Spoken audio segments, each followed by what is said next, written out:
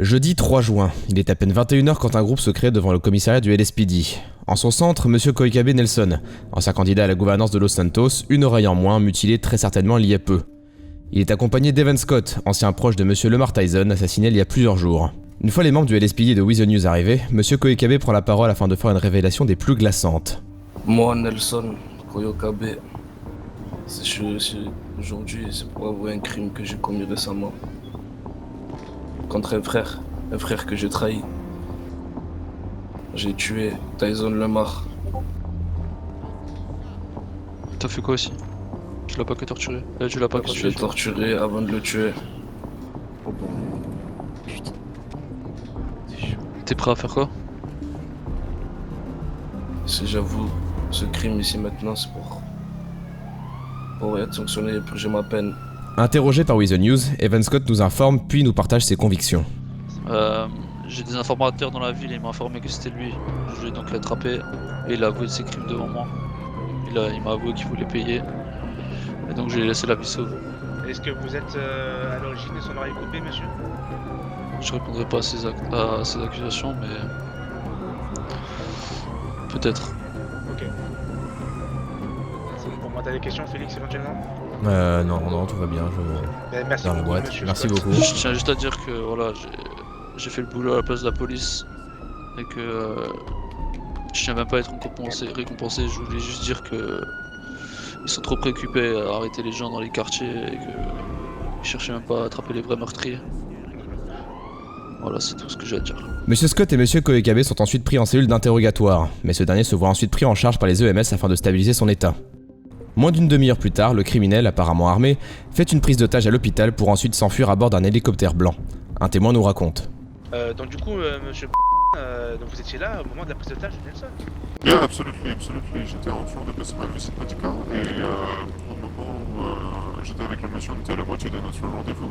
Et au moment-là, il a dit monsieur, je vais devoir fermer la porte à clé et tout. Il y a une prise d'otage qui a actuellement lieu dans l'hôpital. So, du coup, il a fermé la porte à clé et puisque du coup, je suis. Bon, ça, du coup, je sais pas si c'est pour le couper, mais du coup, je suis. Non, mais faut pas faire du vrai quoi. Et du coup, j'avais mon service sur moi.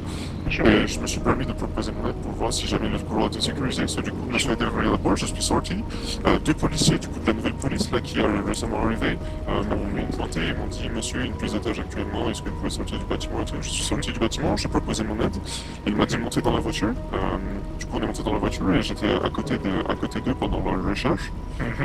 Et donc, du coup, ils sont partis dans le nord et tout. Et il y a eu un nom, monsieur Nelson Kyoko Kobai, je sais pas quoi. Et du coup, comme quoi, c'est lui qui a fait cette prise de tâche. Ah, donc il était tout seul?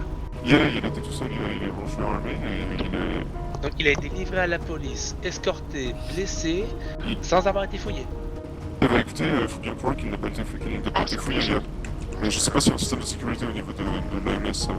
Bah, je sais pas, mais soit l'EMS est complice, il leur a donné une arme, ou alors il a pas été fouillé à la base, bien. Voilà, j'en sais rien, mais il doit y avoir quelque part avec, mais du coup, je me suis permis de sortir pendant le métro pour proposer mon aide parce que du coup, je suis quand même au service de la population et là, dès que ça touche à l'intégrité de quelqu'un, tu le sens, je me suis senti obligé de réagir. Bien sûr, je comprends bien. Et du coup, là, ils m'ont déposé parce que du coup, j'avais une mission avec le gouvernement, mais ils sont toujours actuellement sur la piste. Bien sûr. Parce que j'ai eu mon contact aussi dans le Nord, le shérif Cordier, effectivement, il est à sa recherche active. Ils ont déployé un hélicoptère et tout. Nous croisons plus tard Evan Scott qui nous parle de son ressenti face à ces événements. Je livre Monsieur Koikabe. Ouais. On me met dans une salle d'interrogatoire pendant 50 minutes. Ouais.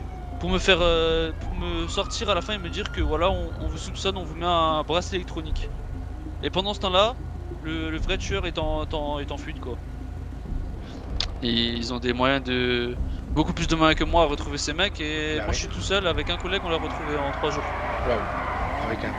Mais il se ont cachait 3 équipes, je sais pas. Il se cachait ou pas, monsieur Koikabe? Ouais, bien sûr, il se cachait. Ça faisait, je vous ai dit, 3 jours que je le voyais plus et il se faisait discret quoi. Donc il savait qu'il était sur cette trace. C'est ça.